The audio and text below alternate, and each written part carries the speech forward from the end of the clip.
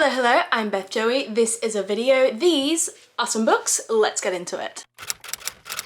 I'm a little late to the party on this one, but I thought what better time than at least some point at the beginning of the year to announce what my anticipated releases are for the year. The books that I am looking forward to, the ones that I cannot wait to pick up the second they come out, or in the case of what I've done with House of Flame and Shadow, as soon as I kind of allow myself to then pick up that book. There are quite a few books on this list. Editing me will put the number right here. So let's get straight into the first book, which is A Tempest of Tea by Hafsah Faizal. This is coming out on the 20th of February, so just a couple days away. I cannot wait. I read We Hunt the Flame by this author and absolutely loved it. Could not put it down for the entire time that I was reading it, so I'm looking forward to this sort of new series or new world from this author. This book is a crime and dark fantasy mashup as a group of outcasts work together to save a tea shop which serves as a front for vampires looking for fresh blood. There is a heist plot line in there which ever since Six of Crows I've discovered that I really love, so I can't wait for this book. Next up on the 27th of February we've got A Fate Inked in Blood by Danielle Jensen. I am beyond excited for this book, partially because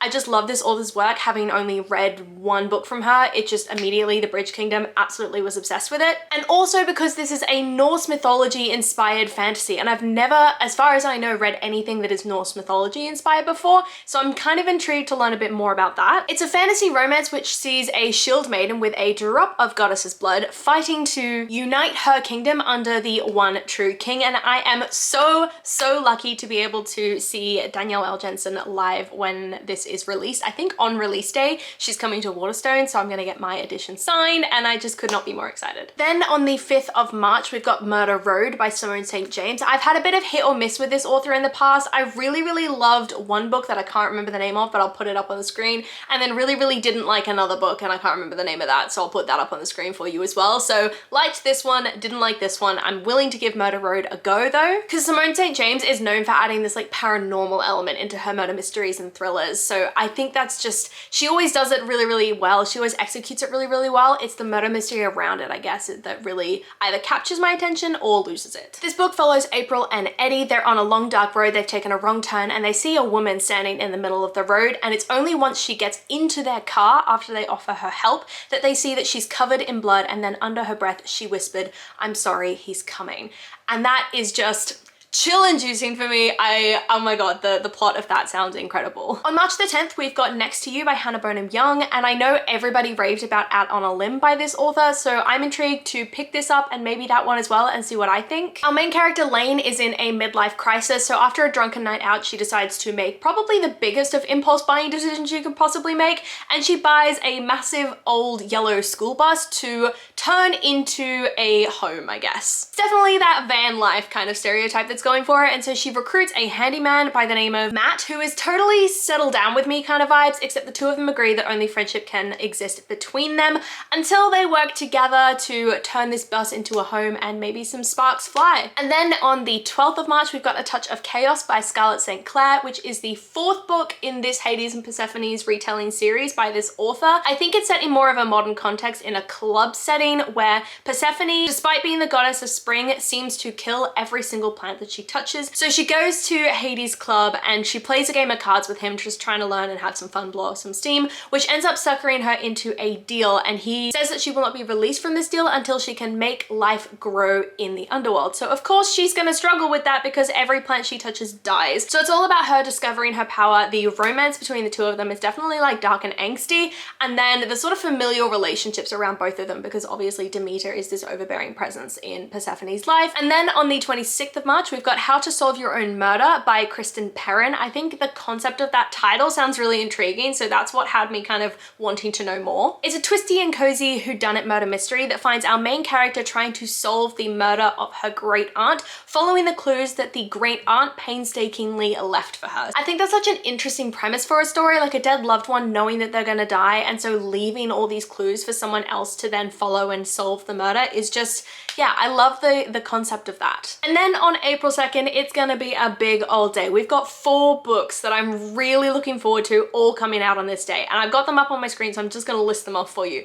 They are Just for the Summer by Abby Jimenez, Here We Go Again by Alison Cochrun, The Prisoner's Throne by Holly Black, and The Reappearance of Rachel Price by Holly Jackson. As for The Prisoner's Throne by Holly Black, I have only read The Cruel Prince and The Wicked King. I haven't read The Queen of Nothing, The How the King of Elfame Learned to Hate Stories, and The Stolen Heir. I haven't read any of those, but I did want to mark this one down as something that I was really looking forward to. This is the second book in a spin-off series from the Cruel Prince series that I think follows the younger brother in that initial series, Jude's younger brother. I don't really know much more about it than that, so I'm sure you guys can clue me in on whether or not this series is worth picking up, so I'll follow your lead on that one. But as for the others, after the incredibleness that was the Good Girls Guide to Murder series, I cannot wait to read more from Holly Jackson, so The Reappearance of Rachel Price is definitely right up there as a book that I want to read as soon as it comes out. And it follows Belle, whose mother shows up just as a true crime documentary about her starts airing, and it brings up all sorts of unanswered questions about where she's been, what happened to her, as well as all the sinister answers. Apparently it's an unputdownable thriller by this author, and I just can't wait. Here We Go Again is a queer rom-com following childhood best friends who are forced to drive their former teacher across the country because he informs them that he only has a few months left to live, and the last thing on his bucket list is to go on a cross-country road trip.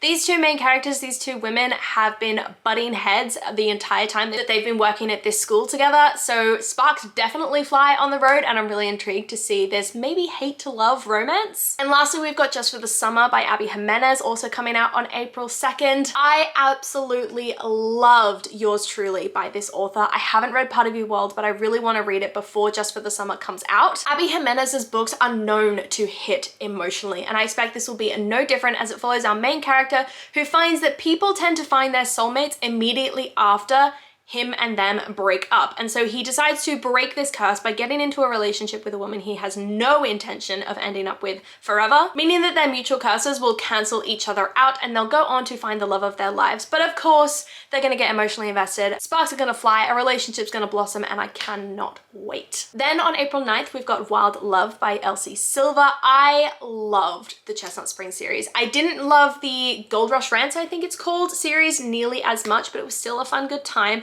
So I'm really, really excited to see what Elsie Silver's going to do with this new series that I think does involve some of the characters from the Chestnut Spring series in a bit of a spin-off. So there will be characters that we know and love. This book follows the single dads of Rose Hill's recreational curling team. I don't know what curling is. In my mind, I'm imagining a bunch of men curling people's hair, but I know that that is not what this is. And I think the first one, Wild Love, is a little bit of a billionaire romance with a man who has been obsessed with a girl for years, and I guess she finally realizes it. There's quite often a single parent trope in the romances by this author, and this one is no different, so I'm really, really excited to see how she brings the kid into the story and makes it super cute and homey and family, because I know in the past when she's done that, it's always been incredible. I mean, Luke from Heartless was just adorable, so I can't wait for this book. And then on the 23rd of April, we've got Funny Story by Emily Henry. I'm not going to talk too much about this book because I've put it on here because I know I'm going to read it because everybody reads this book or everything that this author publishes, but I really didn't enjoy Happy Place. I thought it was a repeat in a lot of ways of People We Meet on Vacation.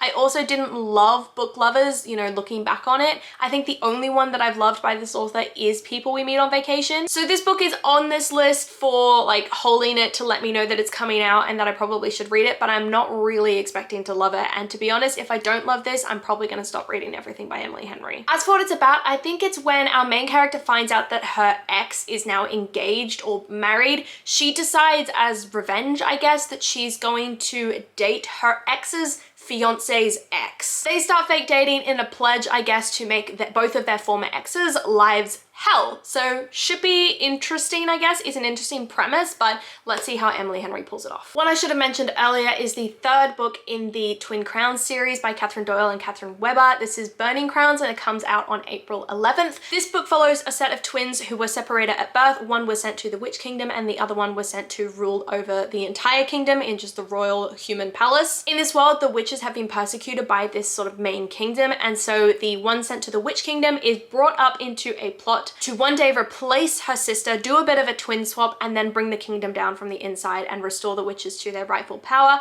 So of course this twin swap happens, and it's all about the chaos and mania that happens as a result of that. I have only read the first book in this series, and this will be the third book, so I definitely need to do some catching up before this one comes out, but I do have a bit of time. Then on the 9th of May, we have The Amethyst Kingdom by A.K. Mulford, which is the 5th or 6th book in the Five Crowns of Okrith series by this author. I have read the first and the second book and loved both of them. This is essentially about a series of 5 kingdoms, and at the beginning of the book, one of those kingdoms kind of takes control and kills off the High Mountain Court and the royal family of the High Mountain Court, and it follows a girl who escaped that massacre. She's been living in hiding as a red witch with 2 brown witches, and she's created her own little found family until one day these 4 fae people, I think 2 men and 2 women, come to her and say they need to go on a quest to find these magical objects to overthrow this sort of tyrannical king that has been ruining a bunch of the kingdom's lives. And then the rest of the series changes the characters that you follow. So the first book you follow Remy,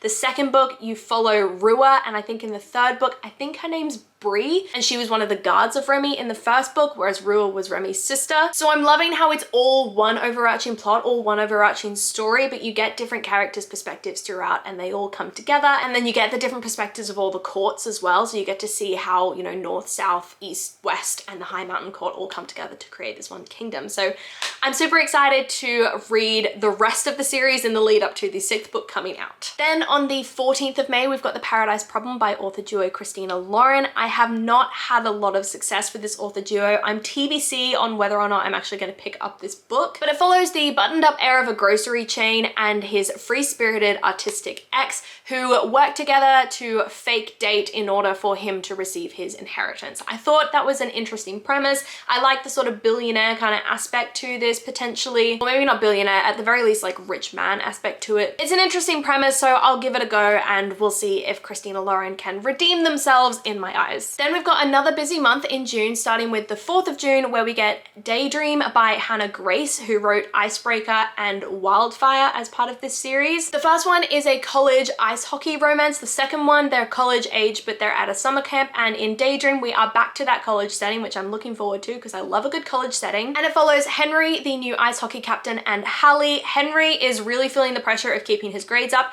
Hallie is a bit of an overachiever, but definitely feels peer pressure to assist other people. So she decides she's going to help tutor him to help bring his grade up, and of course romance blooms between the two of them. I cannot wait to read this book because it reminds me so much of Nathan and Haley from One Tree Hill, and their romance was just everything to me. And then on the 11th of June we have Not in Love by Ali Hazelwood. I will just read everything that this author puts out, except I'm not too sure on the YA romance that she's written. This is another one of her STEMinist romances, and we've got an enemies to lovers trope as it follows a biotech engineer who starts up a secret affair with a businessman set on a hostile takeover. I love the tagline for this one. It says, "A forbidden secret affair proves that all's fair in love and science." Isn't that just so accurate in Ali Hazelwood's books? Then on the 13th of June, we've got Play Along by Liz Tomforde, which I think is the 4th book in this Mile High series by this author, which are all sports romances that follow men in different sporting fields. So the first one I think was ice hockey and the second one was a basketball player. I'm not sure what Caught Up follows, and then I have no idea what Play Along follows.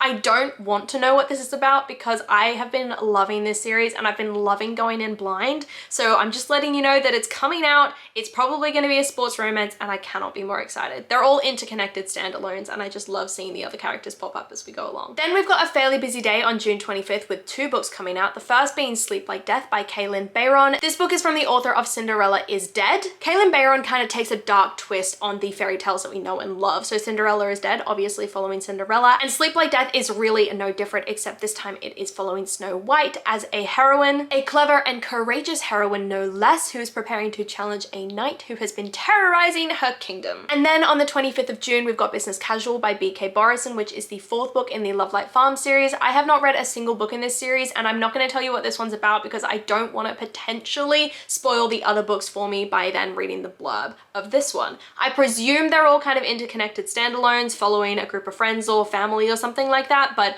that's all I'm gonna be guessing and theorizing about because I don't want to know. There are a few other books that I'm sort of vaguely aware of that are coming out in the second half of the year, but nothing I'm super duper anticipating at this point. So this is officially the end of my anticipated releases for the first half of 2024. Do let me know in the comments down below if you are planning to read any of these books or if there are any other anticipated releases that you are really looking forward to. Or just let me know what you're reading at the moment, loving it, hating it, all that kind of thing. Come and chat to me in the comments down below. I love talking to you guys and I do my best to reply to every single comment. I really hope that you enjoyed this video, and if you did, please do let me know by liking, subscribing, and hitting that notification bell all down below. It's a super easy way to help my channel grow, and I will see you lovely people in my next video. Bye!